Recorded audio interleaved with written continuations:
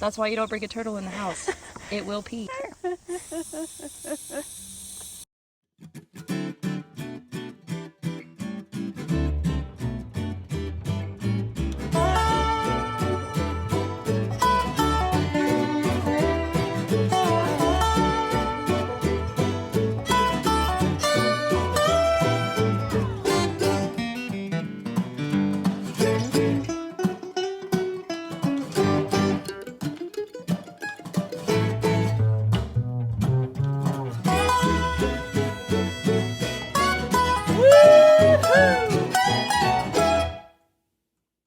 Hello everyone and welcome from New Zealand. It's the Petersons and today we have a special video where we're doing a Q&A between two of your favorites, Mother and Katie. You guys submitted some questions on our Instagram, our Patreon, and our YouTube, and so we picked a few of them and we're just gonna go through these. What is the weirdest fan gift Karen has ever received?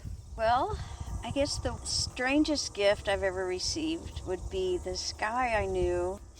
He made a guitar pick for me, handmade. He had me guess what the material was that he made it from, and I thought it was a milk carton, like the plastic milk carton, but it was actually a callus from the bottom of his foot. No, it does. I wish I still had that. Oh. I don't know what happened to it. Recently, someone gave me this. It's not odd. It's very nice. I do know that gift is from Tammy Claus in Santa Barbara. Katie, whatever happened to your bovine-inspired song? Okay, I think I remember which one you guys are talking about. It is in the process of being completed. I've actually had this song stuck in my brain for like maybe 7 years. Little by little it's coming out, but I worked on it last month for about an hour. What's the last bit that came out? I can't release that. What about the first bit? The first word of the song is I. What is your mom's grandma name? Gigi. I love the name Gigi. I think it's cute. I did hear Macy actually use it yesterday for the first time. Ellen said she's been saying it for 2 weeks, but I've just never heard it. Other than the music you play, what is your favorite genre of music you listen to? I mean, I listen to a lot of music. I listen to a lot of songs that my friends send me. Julianne and I had a playlist we listened to last January while we were driving through Ireland, and it was super fun, so that kind of set me on a trajectory of songs. The most like actual listen to songs I've had this year have all been modern hymns. Probably shows because that's been a lot of my writing style this year as well. I love so much. I love the music I grew up with. I mean, in our home we had the old country western, we had the old, the traditional bluegrass, we had the old country, and then of course the late 60s and the 70s music. If I'm gonna do some work, like office work, I will put on the great masters like Chopin, concertos, Wow. and stuff like that. Love a lot of music. A casual Chopin I love the song. hymns and the contemporary hymns, of course. You can definitely hear a little bit of Chopin in Mom's bass solos sometimes. My Slips bass out. solos are basically trumpet solos. You heard it here first. I mean, Oh, cat alert. Oh, okay. might be allergic to cats, I am so for this sure is gonna be allergic to fun. cats. Which part of New Zealand do you like the most? Right Here, here. kitty. Absolutely Our not. hosts have gone above and beyond anything you could ask for or imagine, but the view here is breathtaking. The stars are unbelievable. You can see everything. So a couple nights ago, I had Googled what you could see based on Orion's belt, and then I went out and I found all of them and took pictures, and it was so fun. It's like you're on a different planet. The terrain is so different. I don't think we've had a bad cup of coffee in New Zealand. That's true. These lovely people who are hosting us for the next couple of days have an espresso machine, and they've been just delivering Americanos to us, walking up the hill with them, and those are also delicious. So. It's beautiful. Are any songs going to be written about this visit? Honestly, I'm sure that this visit will influence songs that are written by the band. Whether or not we write a song called My Happy Time in New Zealand or not, there will be songs influenced by this experience. Can't wait for my bovine song too. Maybe they'll be combined. I Love I New have a Zealand. never-ending children's story I'm writing, and the situation, we've seen a situation where there's like a family here and then a grandparents here and then grandparents there, and they're all like kind of interconnected. And I thought that would be cool, part of my story, but it go back like 500 years, but it's how the village started. And the Oh, I paths, love but it's from Mom's a great storyteller. She is. What's the best way for an adult to learn music theory and or an instrument? Also Here, allergic to boy. dogs. I love dogs. Hey, hey Frankie.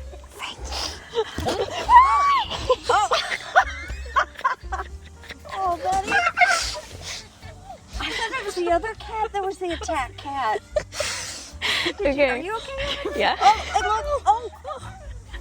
Anything you're going to learn, I think you need to do it daily, you know, like maybe 6 days a week, like 30, 45 minutes. So if you want to learn music theory, I think a classroom's great because you learn from each other, an instrument, everything, you know. It's great to have a group and a deadline at the end of the week. What is the most memorable experience y'all have ever had on a tour? Where'd that cat go? The first time we played music in Ireland, it was really special. And then also about a year and a half ago, close to 2 years ago, when we finally made it to Germany after we had put our songs on YouTube and everything.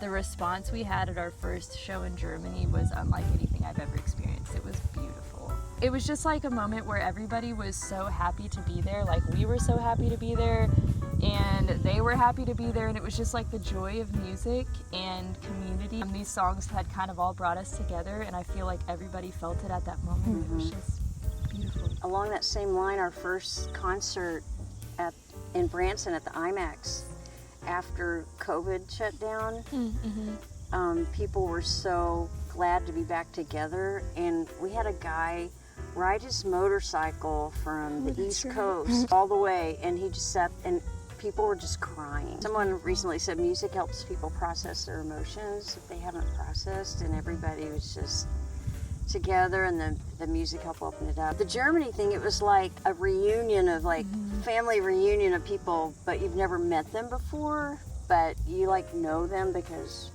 I don't know, it's hard to describe.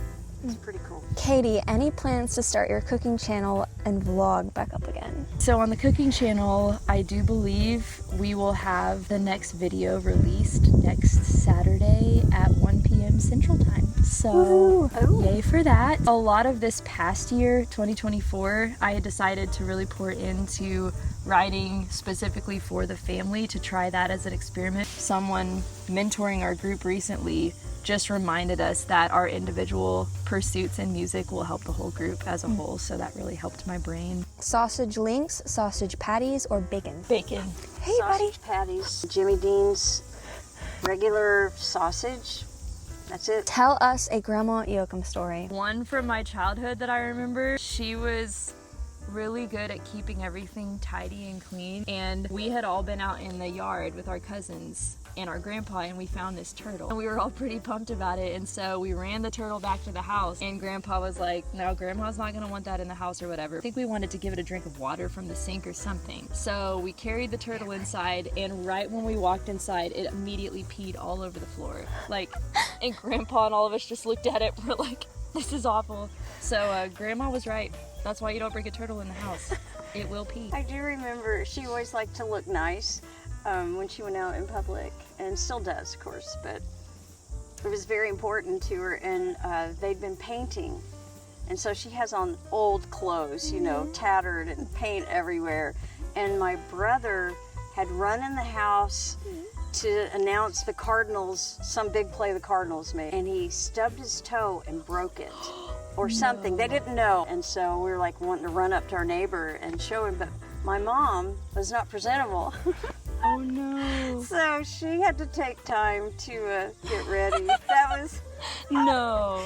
so anyway, we kind of, yeah, that's kind of a funny story. I Ron's over remember. there. Yeah. Katie, do you always play the 5-string fiddle or sometimes the 4? I always play the 5-string in our shows. Basically, once I incorporated the 5th string into my solos and my fills, now it's really hard to play with only 4 strings. I do play my 4-string probably once a month at home for fun. Whenever I used to teach lessons, it was on the 4-string. What did it feel like to be in the place where Narnia was filmed? It was magical. It really felt like I was on another planet, like I said. I ended up watching Prince Caspian 2 days before we left on this trip, so it was really fun. I've been ready. I sat down in my house with my Panda Express orange chicken, and I was just like, let it be. Who from the Bible do you most see yourself in? Who I have seen most of myself in has been David, because I have felt very like emotional in general for the past 34 years. I was encouraged by a friend to read 5 Psalms a day. If you read 5 Psalms a day, you make it through all the Psalms every month. Like on the 27th of the month, which is today here, I read Psalm 27, and then you skip 30, and then you skip 30, and then you skip 30. So anyways, it kind of covers the whole range of emotions of the Psalms, so you're not just in one section of them too.